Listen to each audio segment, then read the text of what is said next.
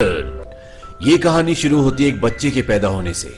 और पैदा होने के बाद उस बच्चे की जांच की जाती है कि कहीं वो नाटा, कमजोर या अपंग तो नहीं, क्योंकि स्पार्टा में ऐसे बच्चों को मार दिया जाता है, पर वो बच्चा बिल्कुल ठीक होता है। तो इसी वीडियो के ऊपर आज हम लोग रिएक्शन करने वाले हैं दोस्तों। इस मूवी का स्टोरी बहुत ही जबरदस्त है, ये मूवी भी बहुत जबरदस्त है दोस्तों। सो चलो वीडियो स्टार्ट करते हैं दोस्तों। इस वीडियो का ओरिजिनल लिंक आपको डिस्क्रिप्शन में मिल जाएगा दोस्तों। चैनल को आप सब्सक्राइब कर लो। चलो स्टार्ट करते हैं।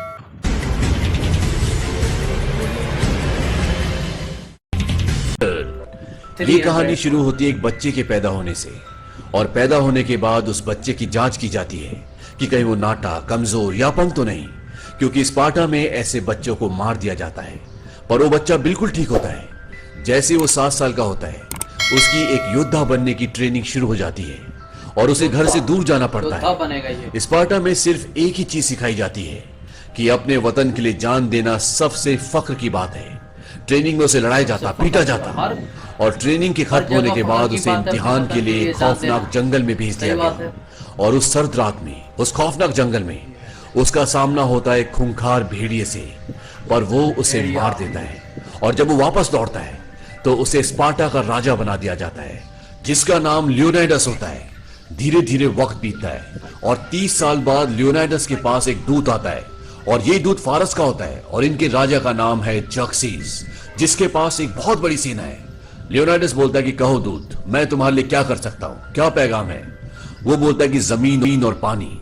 लियोनाइडस बोलता है कि तुम फारस से यहाँ पर जमीन और पानी के लिए आए हो। वो दूत बोलता है कि हमारे शहंशाह जक्सीस चाहते हैं कि तुम उनकी अधीनता स्वीकार कर लो, लेकिन लियोनाइडस इसके लिए मना कर देता है। दरअसल जब ये दूत आया होता है तो वो इसके घर तक कटे हुए राजाओं का सर और उनका ताज लेकर आया होता है, ताकि उससे लियोनाइडस को डरा सके। और इसके साथ साथ उसने लियोनाइडस और उसकी रानी का भी अपमान किया होता है, इसीलिए लियोनाइडस उसे और उसके सारे आदमियों को मार देता है। अब लियोनाइडस को पता है कि फारस की एक बहुत बड़ी सेना, जिसमें लाखों सिपाही हैं, वो यूनान पर हमला करने वाली है, और वो सबसे पहले स्पार्टा पे हमला करेंगे। इसीलिए लियोनाइडस उन पर हमला करना चाहता है, उनसे युद्ध करना चाहता है। लेकिन ये फैसला लियोनाइडस नहीं कर सकता। हालांकि वो राजा है, लेकिन स्पार्टा के कुछ रीति रिवाज हैं। अगर उसे युद्ध करना है तो उसे ओरेकल्स के पास जाना होगा, और अगर ओरेकल्स बोलेंगे कि स्पार्टा को युद्ध करना चाहिए, तभी वो युद्ध कर सकता है। ओरेकल्स ऐसी लड़कियां होती हैं जो ईश्वर का संदेश इंसानों तक पहुंचाती है।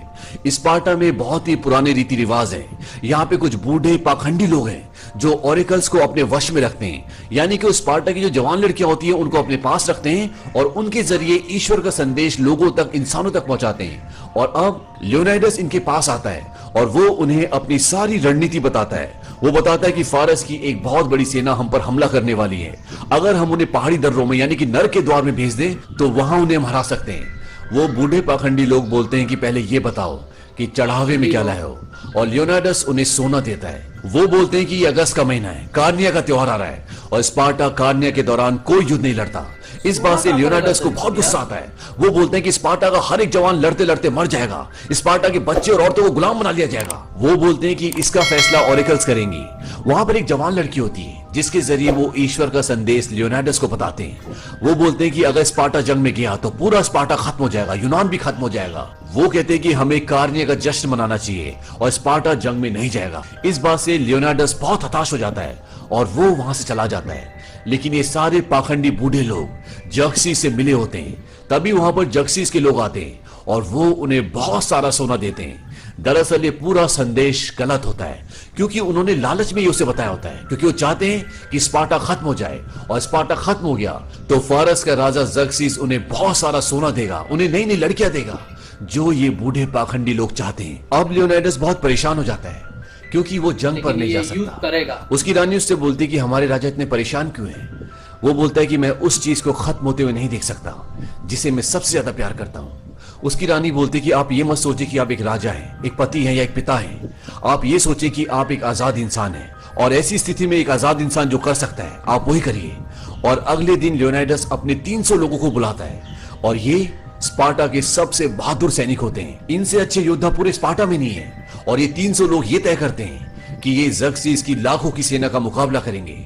हालांकि ये जानते हैं कि वहां पर मौत है, लेकिन ये मरने से नहीं डरते। अब जब ये जा रहे होते हैं तभी अगर वहां भी पर व्यक्ति इसी को राज्य चेहरा- के कुछ सांसद आ जाते हैं। वो बोलते हैं ओरेकल्स बोल चुकी है, पुजारी बोल चुके हैं, आप अपनी फौजों के साथ जंग पर नहीं जा सकते। लियोनाइडस बोलता है कि मैं जंग पर नहीं जा रहा, मैं घूमने जा रहा हूं, और ये 300 सिपाही ये मेरे अंग रक्षक हैं। अब इन्हीं सांसदों में एक सांसद होता है जिसका नाम होता है थेरॉन, और ये ज़र्क्सीस के साथ मिला हुआ होता है और इसी ने पुजारियों को खरीदा होता है, और ये चाहता है कि स्पार्टा हार जाए ताकि स्पार्टा हारने के बाद पूरा चार्ज, पूरी कमांड इसे मिल जाए। लेकिन जब लियोनाइडस बोलता है कि मैं जंग पर नहीं घूमने जा रहा हूं, तो इस सांसद की पूरी चाल बेकार हो जाती है और लियोनाइडस अपने लोगों के साथ नर के द्वार की ओर चला जाता है, क्योंकि वहां पर ज़र्क्सीस की सेना आने वाली है। अब जब ये जा रहे होते हैं तो ये दिखाते हैं कि एक आदमी इनका पीछा कर रहा होता है। ये कुबड़ा है जिसके पास एक ढाल और एक भाला है, और इनकी सेना धीरे धीरे आगे बढ़ती चली जाती है, और रास्ते में गांव पड़ता है जिस पूरे गांव को किसी ने जला दिया होता है, और ये देखकर इन सबको बहुत गुस्सा आता है। तभी वहां पर एक बच्चा आता है जो अधमरी हालत में होता है, और लियोनाइडस के पास आते हुए गिर जाता है, और वो बोलता है कि यहाँ पे शैतान राक्षस आए थे जिनके पंजे थे और उन्होंने सबको मार दिया। ये सुनने के बाद लियोनाइडस की सेना का एक आदमी बोलता है कि फारसी भूतों के बारे में सुना था, इन्हें मारा नहीं जा सकता। लियोनाइडस बोलता है कि इन्हें मारा जा सकता है कि नहीं, इसका फैसला हमारी तलवार करेगी, और वो वहां से आगे बढ़ जाते हैं और ये संकरे रास्ते से होते हुए समंदर के किनारे पहुंच जाते हैं, और समंदर में बहुत सारे फारसी जहाज होते हैं जो सब इन्हीं की तरफ आ रहे होते हैं। और तभी बारिश शुरू हो जाती है, बिजली चमकना शुरू हो जाती है, और समंदर में एक बहुत बड़ा तूफान आता है जिसकी वजह से वो सारे के सारे जहाज समंदर में पानी में डूब जाते हैं, और सारे के सारे यूनानी खुशियां मनाते हैं।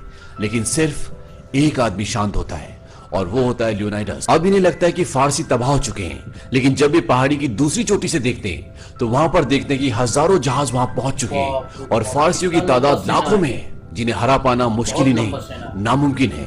लेकिन इनकी रणनीति के मुताबिक जिन पहाड़ियों पर ये हैं उन्हें नर का द्वार कहा जाता है, और यहाँ के रास्ते बहुत संकरे हैं, और यहाँ से बाहर जाने का यानी कि यहाँ से स्पार्टा जाने का एक ही रास्ता है, और उन संकरे रास्तों में ये इस पूरी सेना से लड़ सकते हैं, क्योंकि इन रास्तों में फारस की पूरी सेना इनके साथ एक साथ नहीं लड़ सकती, उन्हें कुछ कुछ करके आना पड़ेगा। और अब राजा लियोनाइडस अपने सेनापति से पूछता है क्या हमारे पीछे आने का कोई और रास्ता है। उसका सेनापति बोलता है कि नहीं, ऐसा कोई रास्ता नहीं है। तभी वहां पर एफियाल्टिस आ जाता है। वो बोलता है कि राजा साहब, पश्चिम की चट्टान से एक रास्ता है, वो चरवाहों का रास्ता है, अगर फारस की सेना वहां से आ जाए तो वो हमें चारों तरफ से घेर सकती है। ये वही कुबड़ा इंसान है जो पूरे सफर में इनका पीछा कर रहा होता है, और वो राजा से बोलता है कि मैं भी आपकी मदद करना चाहता हूं, मैं भी लड़ना चाहता हूं, मैं फारसियों को मारूंगा। लेकिन उसकी शारीरिक स्थिति ऐसी नहीं होती कि वो युद्ध में लड़ सके। लियोनाइडस बोलता है कि तुमने तो स्पार्टन योद्धा के कपड़े पहने हुए हैं।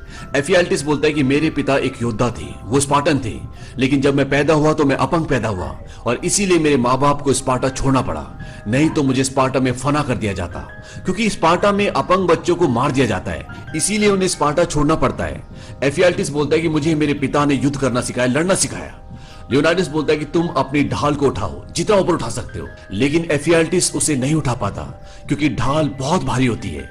लियोनाइडस बोलता है कि मैं तुम्हारी हिम्मत की, तुम्हारे जज्बे की कद्र करता हूं, लेकिन तुम जंग में लड़ नहीं सकते, क्योंकि हर एक योद्धा अपने बाईं तरफ के योद्धा की अपनी ढाल से सर से लेकर पैर तक रक्षा करता है, और एक कमजोर कड़ी हम सबको खत्म कर सकती है। इसीलिए लियोनाइडस बोलता है कि अगर तुम मदद करना चाहते हो तो जंग में जो जख्मी हो जाते हैं उनकी मदद करो, ये एक बड़ी मदद होगी। लियोनाइडस बोलता है कि मुझे माफ करना मेरे दोस्त, और वो वहां से चला जाता है। इस बात से एफियाल्टिस का दिल टूट जाता है, क्योंकि वो एक योद्धा बनकर अपने माँ बाप का नाम रोशन करना चाहता है, और अब जब लियोनाइडस ने उसे मना कर दिया है तो वो गुस्से में अपना भाला ढाल सब फेंक कर वहां से चला जाता है। वहीं अब फारसी आगे बढ़ते हैं और ये 300 स्पार्टन्स उन सब का मुकाबला करते हैं, और वो ज़र्क्सीस के हजारों लोगों को मार देते हैं, और इन 300 लोगों को एक बहुत बड़ी जीत हासिल होती है। और इसके बाद ज़र्क्सीस खुद लियोनाइडस से मिलने के लिए आता है। लियोनाइडस बोलता है कि लगता है तुम हो ज़र्क्सीस। ज़र्क्सीस बोलता है कि तुम्हारा कबीला बेमिसाल है, और तुम एक देवता के सामने खड़े होकर भी बेखौफ हो, लेकिन मेरे खिलाफ खड़े होना अक्लमंदी नहीं है। लियोनाइडस बोलता है कि तुम्हारे पास गुलाम ज्यादा और योद्धा कम है, और बहुत जल्द उन्हें तुम्हारे हंटरों से ज्यादा स्पार्टन भालों से खौफ होगा। ज़र्क्सीस बोलता है कि वो हमारे हंटरों से नहीं, वो डरते हैं हमारी रूहानी ताकत से।